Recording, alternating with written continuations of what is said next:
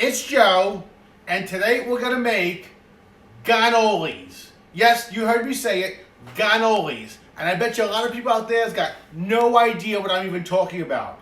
Gannolis. What's a gannoli? A gannoli is really a cannoli. But you have to remember, I grew up in Brooklyn in the 1970s. And Brooklyn in the 1970s, everyone said things different in my Italian neighborhood of Bensonhurst.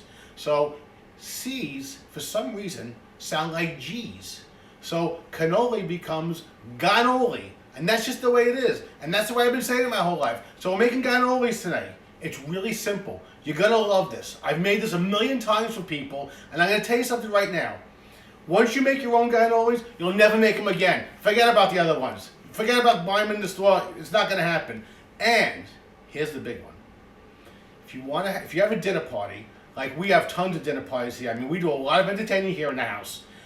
And when you make gannolis, people literally talk about it for years. I have a friend of mine, husband and wife, I made them gannolis years ago. They still talk about it today. So when they come over and say, oh, remember when you made those gannolis? I was like, yeah, I made the gannolis. And then once in a while I'll make it for them again. I'll make the gannolis. It's easy. It's nothing to it. So gannolis, if you want to make a good impression and have a dinner party, this is it. You make them right at the table when people want them. Right on the spot. It's great. So stand by. We're going to get the ingredients out now, and I'm going to show you how to make this. It's so easy, forget about it. Okay, we're ready here now. It's really just 4 ingredients. That's it. Okay, so here you go. First thing you got to do is you got to get the best quality of ricotta you're going to find. And for some people in different parts of the country, that could be difficult. I like this particular one here, this Galbani one. It's pretty good. It's not as good as the stuff I get in Brooklyn, but it's pretty good. So the thing you got to remember first about the ricotta is this. All ricotta has a lot of water in it, and you have to remove the water. So if you're going to make this dish, you have to prepare for it about 12 hours in advance. So what you do is this. You got to get your ricotta, you got to put it in a strainer like this, and put a weight on top of it, and let it drain for at least 12 hours. So you can see this drain for 12 hours, and there is water from the ricotta in here. And that's what you want to get rid of, the water from the ricotta. And you're supposed to put on top of it here a bag of beans. That's the Italian way of doing it. You're supposed to put a bag of beans. We put a thing of rice on top of it. Shirley thinks we need more weight. I don't know. You know how these things go. Whatever. I'm not going to argue about a bag of beans. But that's what you do with this. You put that on top of it. You also need confectioner's sugar. You know what? We all have this in the house. When I was a kid, confectioner's sugar, you know what I used to call it? Confederate sugar. That's just how I was. Some chocolate chips for inside of it. Now, you can use citron. I've seen people use orange peel. I've seen people use walnuts. I've seen people use pecans. I've seen people use a million things to put inside a cannolis. But you just want a little bit. You don't want a lot in there. Just a little bit for the taste. You want some vanilla also. Now, as for the shells, there's a couple of things you can do for the shells. Over the years, I've made my own shells. I can tell you something, it's a real hassle making your shells. I'm going to tell you not to make your own shells. It just don't pay to do it. It's not worth it in the end. So, I have 2 things I've done. I've bought shells from Ferrara. Where are my shells? Here are my shells there. Hold on, my shells are off camera.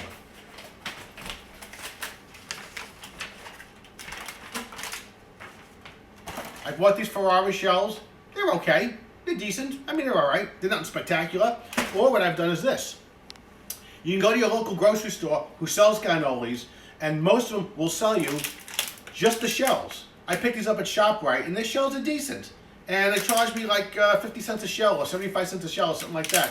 So I make them myself. So that's all you really need here is the ricotta, the Confederate sugar, the chocolate chips, and the vanilla. Now we're going to put it all together. I'll show you the proportions, and when we're all set, it's simple. Just got to mix the stuff together, and you're done. So stand by, 2 seconds, we're going to start mixing. Okay, we're ready now to start mixing it. It's so simple. So we got here 2 cups of drained ricotta. This is really thick now. As you can see, this is thick because all the water's come out of it. And this is exactly what you want. So you want to get your 2 cups of ricotta, put them in a bowl. Just like that.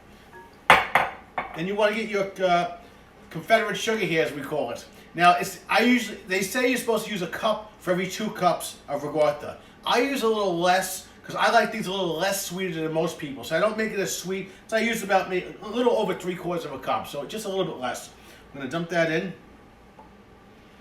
And then I put some chocolate chips directly in here. Not a ton. Just some. And then of course, a little bit of the homemade vanilla that we make around here. How much vanilla is that? 1.5. 1.5 teaspoons.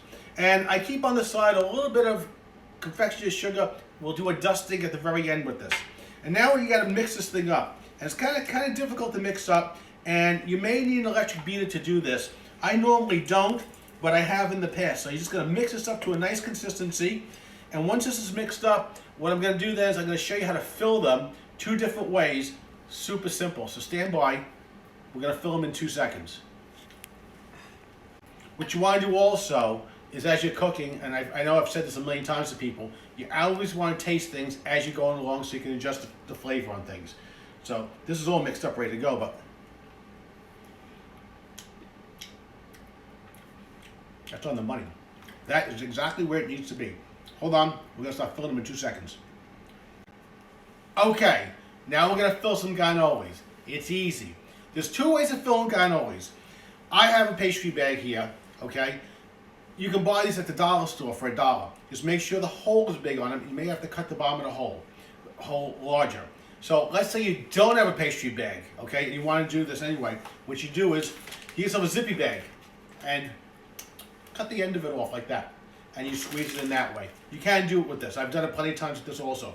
The pastry bag's a lot easier. I would suggest make the investment in the 99 cent store and get the pastry bag. Now I'm going to show you a little trick that Shirley invented on how the best way to fill cannolis. Okay, so what you do is you get the top of an egg carton, this little piece here. The problem when you fill these things is they slide around. So you put it down like this, you put something behind it, you get yourself 2 cannoli shells like this. Okay. Get your pastry bag, and when you use a pastry bag, I mean, if you don't know how to use it, you just basically put the filling in here and you slowly twist it. So I'm going to slowly put it in here and slowly twist it. And we got 1 done.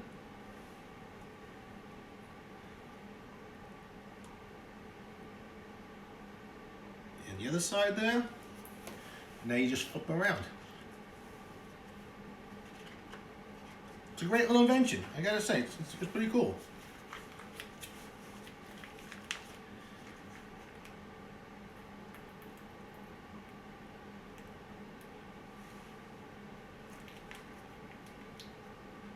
Uh-oh. My pastry bag came apart a little bit there.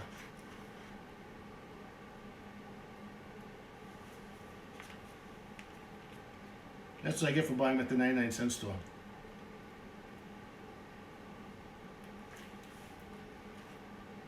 Well, you get the idea there.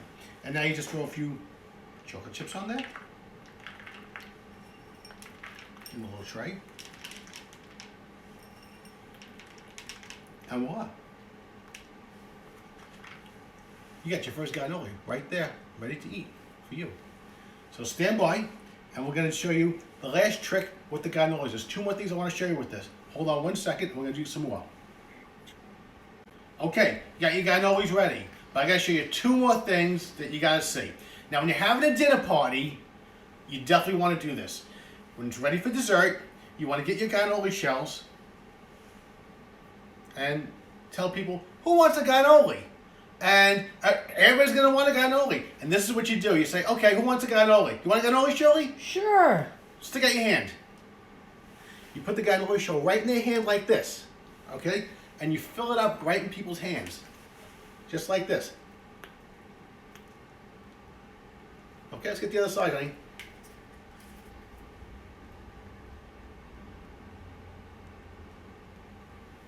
And then you give them the chocolate chips, and you have them dip it right in the chocolate chips right there, and they have their own cannoli that they help make right at a dinner party. Show them that cannoli. Bring it up there. Look at that. It's great. I'm telling you, people love this stuff. People love this stuff. Now, with your cannolis here, the last thing you want to do to them, and here we go, she's eating one right now, is get a little bit of the confectioner's sugar, and just slightly give it a little bit of dusting on it, just like that. Actually, just for looks, that's all it is. And voila. That's it. You want a little sugar, honey? Here you go. And that's it. Cannolis, the old-fashioned Brooklyn way. Now, one last thing. I sound like Columbo, don't I? One last thing. Please visit my Facebook page, Brooklyn Joe's Cooking Show. I gotta sign this up. Let's get that signed in, honey. And if you could subscribe, that'd be great. Brooklyn Joe's Cooking Show, right on the box of the cannoli shells. It don't get more Italian than that. Thanks, make some cannolis. You'll absolutely love this. People will talk about it forever. See you soon. Bye.